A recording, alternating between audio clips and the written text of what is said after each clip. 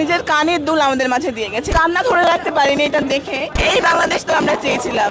তিনি চাননি তার নাম সেভাবে প্রকাশ করা হোক। মানে সকল শ্রেণী পেশার মানুষ সাহায্য করছে, যে যেভাবে পাচ্ছে সে সেভাবে সাহায্য করছে। অনেকেই আছে যাদের কাছে ক্যাশ টাকা থাকে না কিংবা টাকা নেই, তারা দেখুন নিজের কানের দুল আমাদের মাঝে দিয়ে গেছে। এই প্রথম মানে আমরা অনেকটাই আবেগ আপ্লুত যে কান্না ধরে রাখতে পারিনি এটা দেখে। কানের দুল পর্যন্ত দিয়ে গেছে।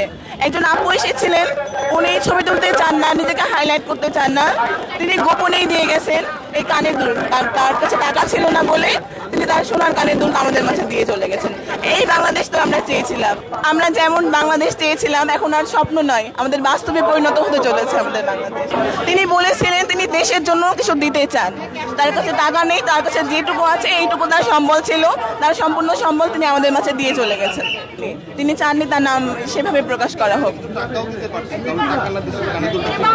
ভাই ওনার কাছে, উনি বললেন ওনার কাছে টাকা নেই, ওনার কাছে যা আছে এই কানের দুল আছে। তিনি মানে এই সম্বলটুকুই ছিল, এইটুকুই দিয়ে গেছেন উনি।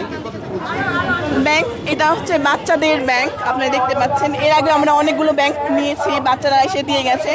আজকে যে বাচ্চারা এসেছিল, কয়েকজন বলল তারা সাইকেল কেনার জন্য টাকা জমাচ্ছে, আরেকজন বলল যে তার বাবা কিংবা মায়ের জন্য স্কুটি কিনবে বলে বাবুটা টাকা জমাচ্ছে, আর ভবিষ্যতের জন্য একটা বাবু এসে বলে গেল যে ভবিষ্যতের জন্য টাকা জমাচ্ছে। তারা সেই সব টাকা বন্যার্থদের সাহায্যের জন্য দিয়ে চলে গেছে। এই যে বসলেন কয়েকদিন ধরে, অভিজ্ঞতা বলতে না, আমাদের কল্পনার বাইরে। আমরা যেভাবে সাড়া পেয়েছি সকল বয়সী মানুষের, সকল শ্রেণী পেশার মানুষের, এটা আমাদের কল্পনার বাইরে। কালকে আমরা একটি বিষয় লক্ষ্য করলাম, একজন রিক্সা চালক, তিনি সারাদিন রিক্সা চালিয়ে 500 টাকা ইনকাম করেছিলেন। তিনি তার ইনকামের সম্পূর্ণ টাকায়, সেই 500 টাকায় আমাদের কাছে সে দিয়ে চলে গেছেন। একজন ভিক্ষুক ভিক্ষা করে টাকা জমিয়ে নিয়ে এসেছে, আমাদের মাঝে দিয়ে গেছে। কালকে আপনারা হয়তো ভিডিওতে দেখে থাকবেন, ভিক্ষুক এসেও টাকা দিয়ে গেছে। সকল শ্রেণী পেশার মানুষই কিন্তু আমাদেরকে টাকা দিয়ে যাচ্ছে।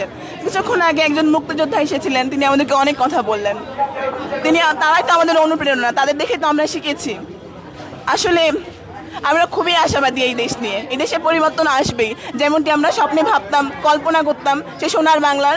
আমার মনে হচ্ছে এখনই বাস্তবে পরিণত হতে চলেছে। নিজের কানের দুল আমাদের মাঝে দিয়ে গেছে। কান্না ধরে রাখতে পারিনি এটা দেখে। এই বাংলাদেশ তো আমরা চেয়েছিলাম। তিনি চাননি তার নাম সেভাবে প্রকাশ করা হোক। ভাই ওনার